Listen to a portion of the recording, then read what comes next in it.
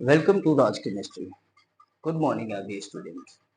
On today, I will tell you about the new topic of chemistry. Lesson 2 is matter around us pure. Class 9th. Class 9th. Okay, class 9th. What is the topic for today? Today topic is filtration. यानी पृथक्करण छानन विधि. ये छानन विधि है क्या? पृथक्करण विधि क्या है? जिसको English में हम लोग फिल्ट्रेशन करते हैं. जैसे आपको दिया हुआ डिफिनेशन कि the process which is use to separating insoluble material from their mixture, यानी वह विधि जिसको उपयोग कर करके जिसको यूज किया जाता है किसके लिए? तो इनसॉल्युबल मटेरियल को किससे? मिक्सचर से अलग करने के लिए, उनके मिक्सचर से अलग करने के लिए. तो इसी को हम लोग क्या कहते हैं? फिल्ट्रेशन करते हैं. जैसे एग्जांपल में लिया गया soil plus water, sand plus water, इसको हम लोग अलग करें यानी इनसॉल्युबल मटेरियल को. तो ये तो सॉलिड इनसॉल्युबल मटेरियल होगा, लिक्विड भी इनसॉल्युबल मटेरियल होगा, तो उसको हम लोग उससे करते हैं. लेकिन उसके लिए हम लोग यूज करते हैं किससे? सेपरेटिंग फनेल का. ठीक है ना. लेकिन इसके लिए क्या करेंगे? फिल्टर पेपर का. फिल्टर पेपर का सबसे पहले क्या करेंगे कि हम लोग किप टाइप का बना लेंगे. बनाने के बाद उसको स्टेंट में क्या कर देंगे? अटैच कर देंगे. नीचे आपको क्या रखेंगे? कंटेनर रखेंगे. राइट. और उसके बाद हम लोग क्या करेंगे? इस मिक्सचर को ऊपर में क्या कर देंगे? डाल देंगे. यानी कि उसमें वाटर और प्लस सॉइल को डालेंगे. तो देखिएगा आपका क्या होगा कि धीरे धीरे वाटर के बूंदे क्या होगा? ड्रॉप बाय ड्रॉप कंटेनर में गिरेगा. और जितने भी इनसॉल्युबल वेस्ट में आपका मतलब इनसॉल्युबल मटेरियल है, जो अघुलनशील पदार्थ है, जो घुला नहीं है, घुल नहीं सकता, उसको इनसॉल्युबल मटेरियल कहते हैं. वो आपका उस कीट में क्या हो जाएगा? रह जाएगा, रेस्ट बच जाएगा. ठीक है. तो इस प्रोसेस को हम लोग क्या कहते हैं? फिल्ट्रेशन कहते हैं. क्या कहते हैं? फिल्ट्रेशन कहते हैं. समझ में आ गई बात? अब उसके बाद हम लोग चलेंगे नेक्स्ट टॉपिक. फिल्ट्रेशन के बाद क्रिस्टलाइजेशन. What is crystallisation? इसके बारे में पढ़ेंगे. राइट. क्रिस्टलाइजेशन है, फिर उसके बाद आपका क्या है? डिस्टिलेशन है, फिर उसके बाद क्या है? सेंट्रीफ्यूगेशन है, फिर उसके बाद क्या? फ्रैक्शनल डिस्टिलेशन है ना. ये सारे प्रोसेस को हम लोग स्टेप बाय स्टेप क्या करेंगे? पढ़ेंगे. ठीक है. तो आइए देखते हैं कि व्हाट इज क्रिस्टलाइजेशन. ये क्रिस्टलाइजेशन होता क्या है, इसके बारे में जानेंगे. क्रिस्टलाइजेशन. ये क्रिस्टलाइजेशन क्या होता है? रविकरण. हिंदी में कहते हैं रविकरण. ये क्रिस्टलाइजेशन होता क्या है? What is the process of crystallization? The process in which crystal of solid substance formed in the container. By this process, that is called crystallization. In this process, the crystal of solid is not formed in the previous form, but it is found in the new form. That means according to size, the crystal of solid is less than the previous, that means old size of the solid substance, उससे छोटा होगा. हाँ. तो इसको करते कैसे हैं?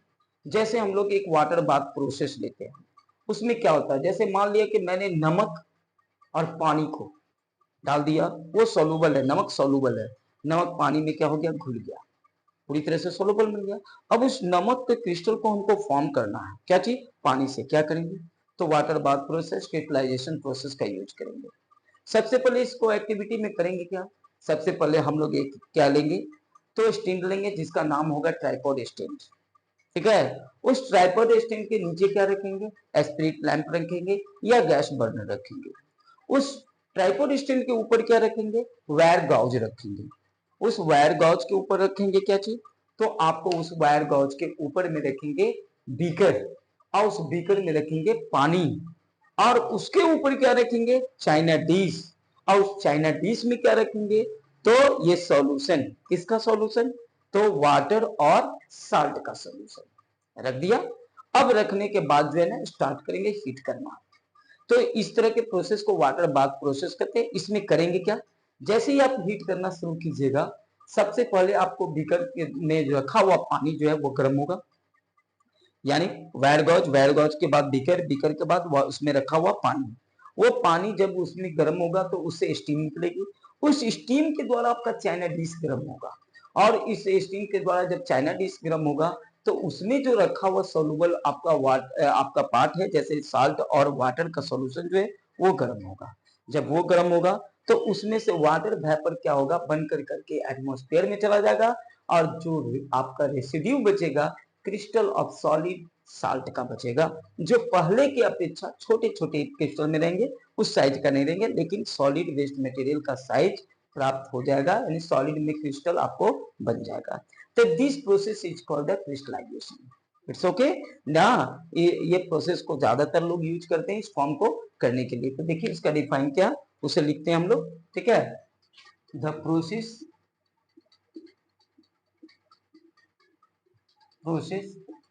in which crystal of solid soluble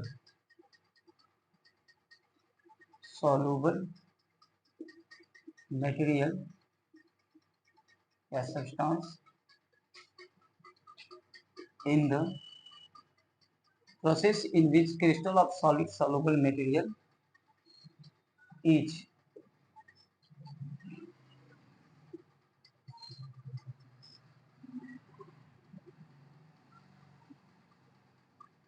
obtained from the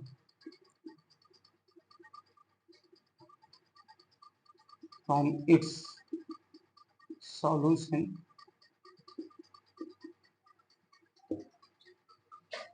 then this process is called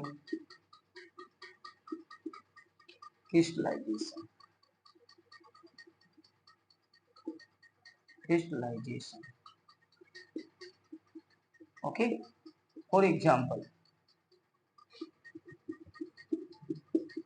salt plus water,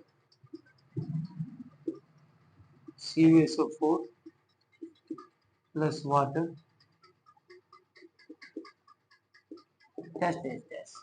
इन सभी को हम लोग क्या करते हैं, एक क्रिस्टलाइजेशन के द्वारा क्या करेंगे, प्राप्त करेंगे। ठीक है। तो इसके बाद हम लोग पढ़ेंगे क्रिस्टलाइजेशन के बाद सेंट्रीफ्यूगेशन, क्रोमेटोग्राफी, ठीक है, distillation, fractional distillation, separating funnel, ये सब आपको हम लोग क्या करेंगे, सेपरेटिंग मेथड बताएंगे कि कौन किसके लिए यूज करते हैं, इनसॉल्युबल के लिए कौन यूज करेंगे, सॉल्युबल के लिए कौन यूज करेंगे, ये सारे आपको डिस्क्राइब में एक्टिविटी के द्वारा आपको बताते हुए चले जाएंगे। It's okay, thank you for watching my video. On next day I will describe you about the next topic of separation of separating material from the mixture. Okay, thanks.